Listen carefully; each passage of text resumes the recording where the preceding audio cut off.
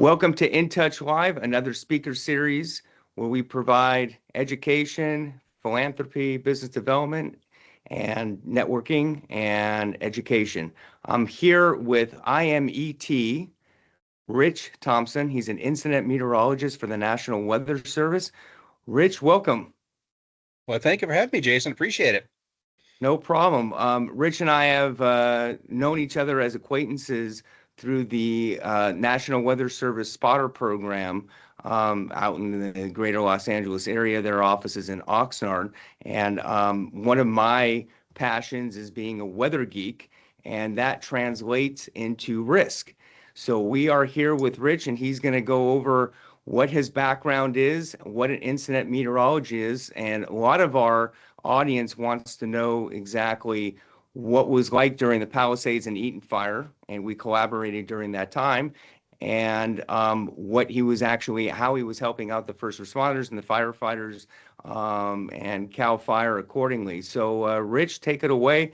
How long have you been in the National Weather Service, and how did you become an incident meteorologist, and what is an incident meteorologist?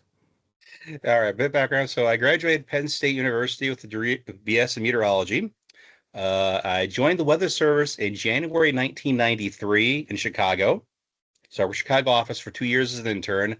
Then in the summer of 95, I got the job out here at the LA Oxnard office and been out here ever since. So this is only the second office in my career. I've been out here at the LA office for over 30 years. So I've seen pretty much every kind of weather extreme we could have here in Southern California over those 30 years. So it's been interesting. As for the incident meteorologist, or we'll just call it IMET for short, I joined that program in 2006 and been part of that program ever since. And I still, even to this day, after all these years and after all these dispatches I've had, I still truly, honestly enjoy the role of being an IMET. Best thing I do in the agency. It really is very fun, very rewarding, and something I'm going to keep doing till I retire. It's just really a great program within the agency, and just, it just really fills you with a lot of pride to do the job. So how does it work being an IMET versus a regular meteorologist? You're embedded.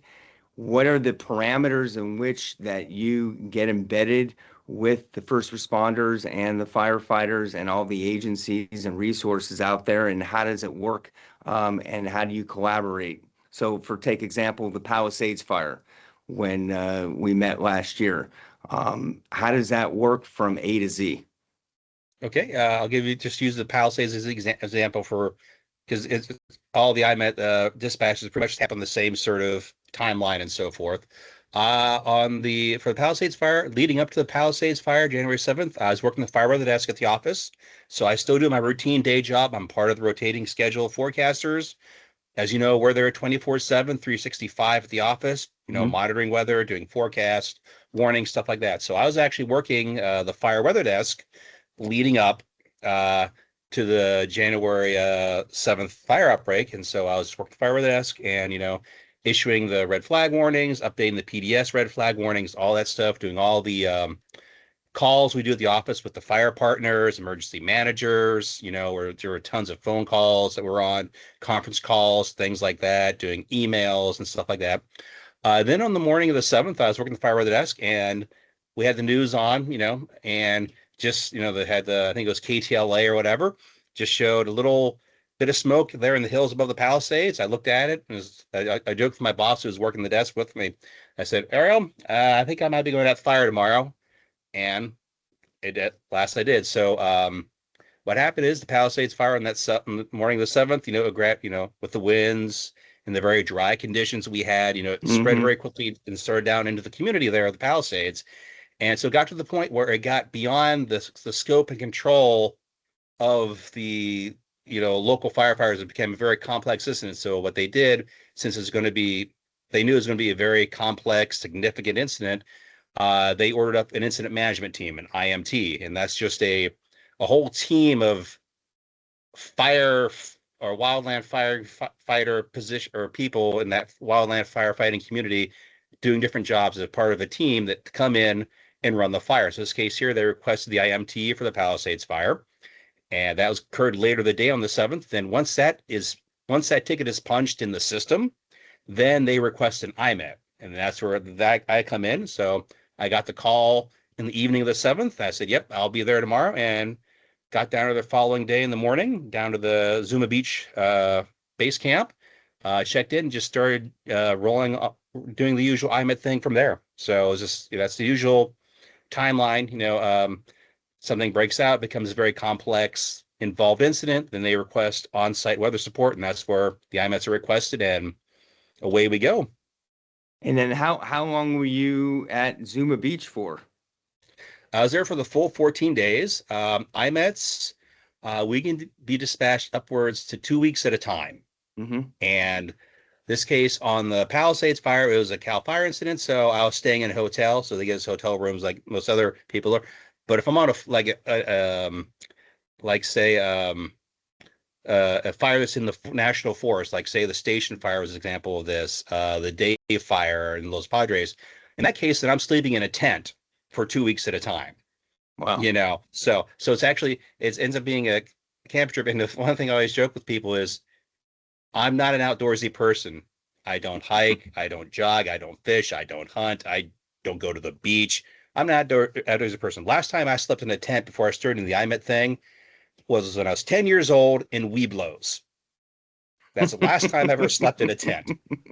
So it's definitely, when you first start doing it, it's like, okay, it takes a while to get used to, but basically, I think I like to tell people what the IMET does on an incident for the incident management team is basically we're there to keep the firefighters safe and the public safe. That's the only reason I exist as an IMET position. And, so as you just, when you came to the base camp there that day and we met up, I provide on-site weather support to the team. So that includes operational briefings to the crews going out to the field. Right. I do planning meetings with the incident management team themselves so they can plan how they're going to fight the fire the next day. We do community meetings, like we had a community meeting in Burbank and things like that.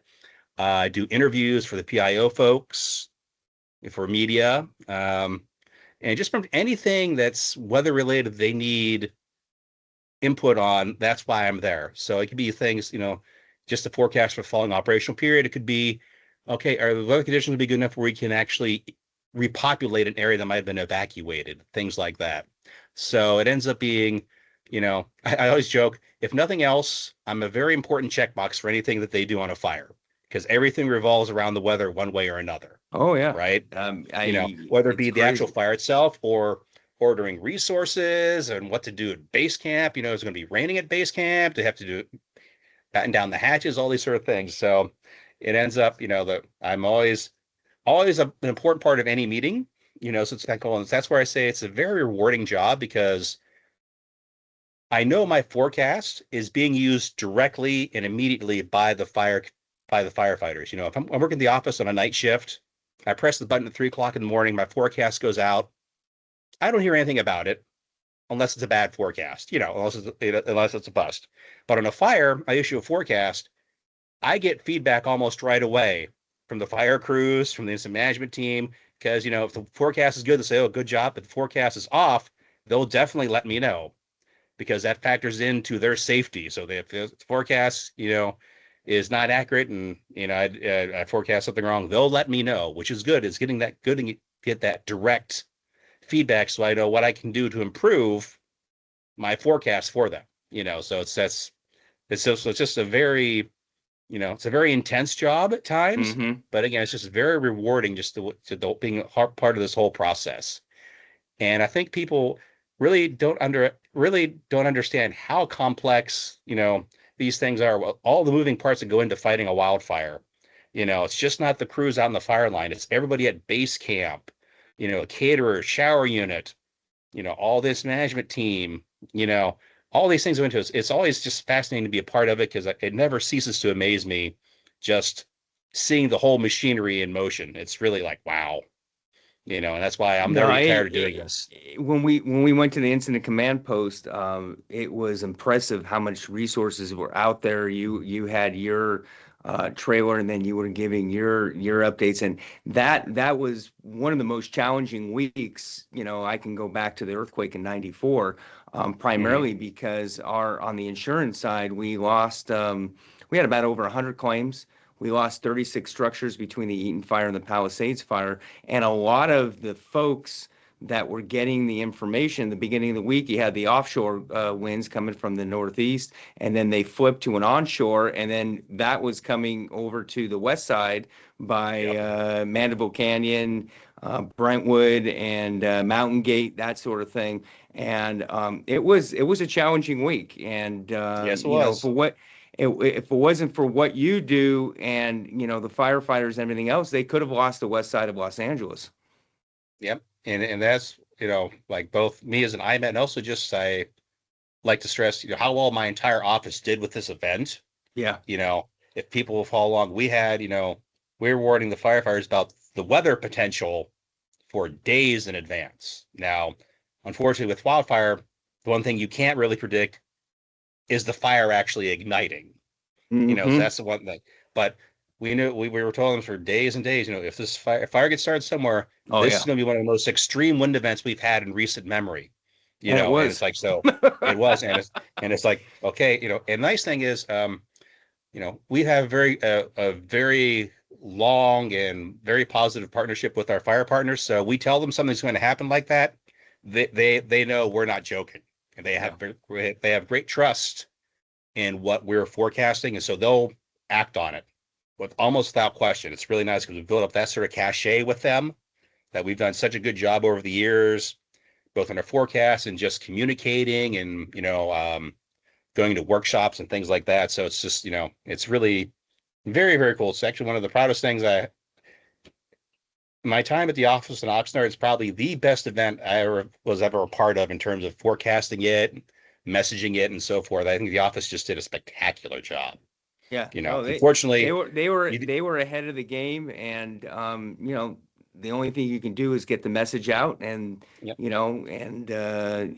your partners such as InTouch Live or other folks or myself to go ahead and spread the message. But that was a crazy 10 days, and it's still that area is still challenged. I was up in Temescal Peak 2 weekends ago, and the landscape has completely changed up there. Yep. Completely changed. By Skull Rock, that's where the Lockman fires was, and then it came into the Palisades fire. Crazy. Want to move on. We do a lot of risk assessment, risk resiliency, risk management. I work with the Department of Homeland Security and the FBI, and basically from that standpoint, I got a briefing from the Department of Homeland Security meteorologist, and subsequent to that, we represent a lot of insurance companies. So Travelers was one of our insurance companies, and we have a great partnership with them.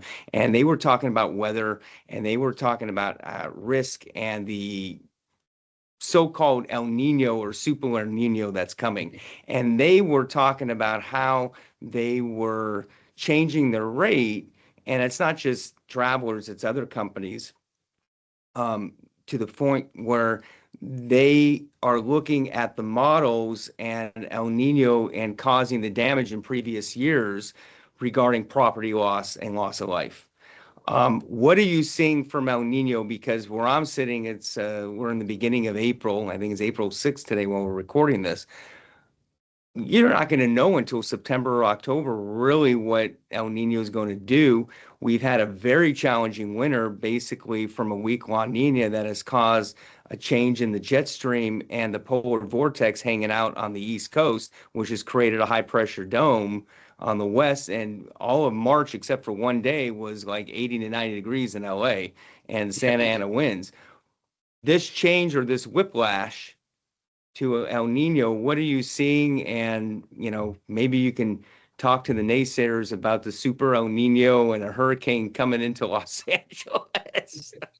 Well, again, I work at the office in Oxford, so we have part of the National Weather Service is Climate Prediction Center. They're the ones that look at all the El Niño stuff and so forth. So they're more the experts than we are at the local office. But I can say, definitely, I think it's near 100% that we're going to have some strength of El Nino later this year. I mean, I think everyone agree with that. All the models indicate that it's going to be some strength of El Nino. Now we are hearing some talk about the super El Nino because of I think the European seasonal outlooks or something like that. I know this from my perspective as a National Weather Service meteorologist. Currently, our official forecast or our El Nino forecasts or updates come out like every 2 weeks, every other Thursday. I think that is. So the one that came out a couple weeks ago had right now about a 1 in 3 chance of having a super El Nino, later this year. Okay. And so they figure that's 2 out of 3 chances it's not going to be a super strong El Nino. So I mean, definitely something for people to keep back in mind, but just all the hype we're getting so far this early in the year is, I think, a bit over the top, honestly, and, it just like, this time of year, I'm sure some more of the more weather weenie folks among us out there know there's a spring predictability issue with the models. This time of year, the models have a hard time for this like El Nino, La Nina forecast of really grasping what's going to happen later in the year. It's just this, just a fluky thing being April and May that just really makes it very challenging for the model. So, I mean, to really start staking your hat on, it's going to be a super El Nino. Okay, there's a chance it could be, but it could just be a moderate El Nino. Could be a weak El Nino. We don't really know. And one thing I'll also stress is I've been out here at the Oxnard office for 30 plus years. Like I said, I've seen most every extreme weather event that we've had in that 30-year period. I've seen a well above normal rainfall in the wintertime with a strong El Nino, with a weak El Nino, with a strong La Nina, a weak La Nina. I've seen dry winters below normal precipitation with moderate and strong El Ninos and things like that. So, I mean, the El Nino gets the big buzz, but there's so many other things that factor, other different oscillations, the NAO, all these other different oscillations that, the people really forecast and study this stuff, know inside and out. And so it's just not the El Nino. I mean, it looks impressive. Yes, the warming we're seeing right now over the ocean is very impressive, but how that translates to what it's going to look like in September, we really don't know, and so I just, I think, people should just maybe kind of put the brakes a little bit on the whole super El Nino talk till we get further along another couple months, to see how it's going to develop. And again, I said, even then, just because you have a strong El Nino doesn't mean you're going to get a particular type of weather phenomena in a particular region. It's just so many other things factor into it. So, it's like, you make your best forecast based on past strong El Ninos, and just do the best you can. But I mean, there's just people need to know that there's a chance that, what you might expect might not happen. It's just the nature of the whole. It's very interesting because to your point, the briefings on it. Oh, there's going to be an El Nino. To your point, it could be dry, it could be wet, it could be moderate. I remember the last super El Nino we had was in 2015, 2016. It didn't do anything for Southern California. No, we're like 98% or something. I think it was like, it did nothing. And really, there's so many different variables. You talk about teleconnection patterns, which we're not going to go deep in, but when you're getting briefings, whether they're insurance companies or the government and this and that, you're not going to, and I tell everybody, you're not going to know until maybe August, September to really see how it's going to develop. We're in April. Yep. And I think people are looking for, especially on the West Coast. Colorado had its worst snowfall, I think, on record. Utah wasn't that far behind. They're making some up in April. California, as you know, it's been feast or famine. You've had 30, 45-day dry spells where 80, 90 degrees decimate the snowpack. Then you have winter for about 5, 6 days, dumps 100 inches, and then you get another 35 days. So it's really, you know, the wavelengths are completely different now and the sun angle. So now you might have more thunderstorms if you have an active pattern in April. But this pattern of the cold vortex is still back east as we speak. And, you know, you talk about risk or property loss and that type of thing. They've had a tremendous winter back there.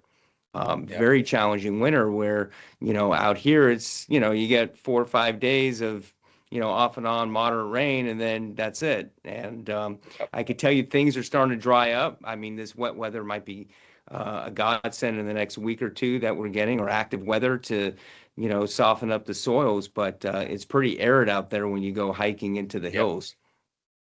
I'm sure that it is. So that's basically it. But from the risk side, you know, we try to be proactive and give our followers and our community basically some education into not buying into the hype. Everything you see on the media right now is about El Nino. A lot of things are on Nino. So it's like, you know, it's a lot of clickbait sort of stuff and everything else. It's just like, oh, you know, and I have problem is, you know, is people post all these things online, or, you know, whoever it might be. We're the ones who get the phone calls about it at the office. Someone calls up, I hear there's going to be a super El Nino, or I hear there's going to be this or that. And it's like, well, where did you hear that, ma'am? You know, we're like, well, that's not what we're forecasting or what we're expecting, you know. So we end up answering the questions for, you know, people throwing anything out there in the social media world about some sort of cataclysmic sort of, you know, epic sort of whatever. And it's like, oh gosh, you know, so. Well, they always show the graphics of the homes falling into the ocean too, you know, the landslide. I mean, that's their stock footage. Yes, it is. Yes, it is. But like I said, I've been through the wettest and driest winters in Southern California history the last 30 years, and they've occurred in all sorts of situations, not just El Nino or a strong El Nino. They've occurred in every situation. So people should have that back in their mind that it could be really bad, but there's no guarantee of that, you know, but, you know, probably prepare as best as you can, but yeah, don't get, you know, I think so, you know, caught up in the hype of anything, particularly in this case, Super El Nino, to where you lose sight of what you really should be doing, you know, and what, you know, so, but that's just me. Well, we appreciate you spending some time with us. Hopefully, our listeners, you know, listen to our Pumping the Brakes of El Nino and how an IMET such as yourself is so vital to saving loss of property and life. So we appreciate you spending some time. One more question before we go. You being from Pittsburgh and going to Penn State, over and under 81 wins for the Pittsburgh Pirates. I'm a believer this year. Over. I'm liking what I've seen so far. Once you get the outfield defense fixed a little bit, I think the division's right for the picking. You know, so I'm going to say definitely over 81. Very good. I like the confidence. Rich, it's been a pleasure this afternoon talking with you. Appreciate the partnership and the collaboration together, and be safe. And we hope to talk to you maybe in the fall and see what El Nino looks like. That would be a good follow-up. Sounds good to me, Jason. Definitely appreciate taking the time. All right. Thank you very much. All right. Talk to you later.